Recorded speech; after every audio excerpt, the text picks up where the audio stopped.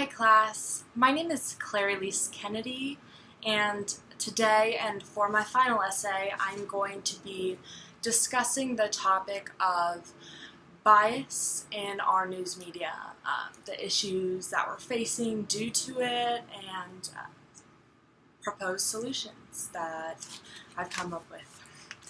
So as far as bias in our news media, people are printing opinion pieces as factual news, stuff of the sort, even fake news, making up stories, not reporting the cold hard facts.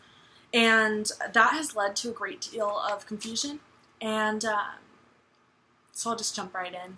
So in a study conducted by Pew Research, 64% of Americans within the study were found to be greatly confused on basic facts of our current issues due to fabricated stories and fake news and all sorts of that. So that's 64%. On top of that, 24% were somewhat confused. So you do the math. That's 88% of Americans are confused in some way about basic facts of what's going on right now. They don't know. Hey. Yeah, I know. Anywho, so from the same study, 23% of Americans in the study admitted to sharing false news or fabricated stories. So just imagine the people that didn't admit to it. But, so 23%, and that kind of leads me into my proposed solutions. I believe the public has a much greater responsibility when it comes to fake news and fabricated stories. I do not believe government intervention is the way to go whatsoever. I think it could be dangerous, and the second the government starts restricting our First Amendment rights, that is a rabbit hole I don't want to go down. But that being said, the public has a huge responsibility. I mean, 23% admitted to sharing fake news.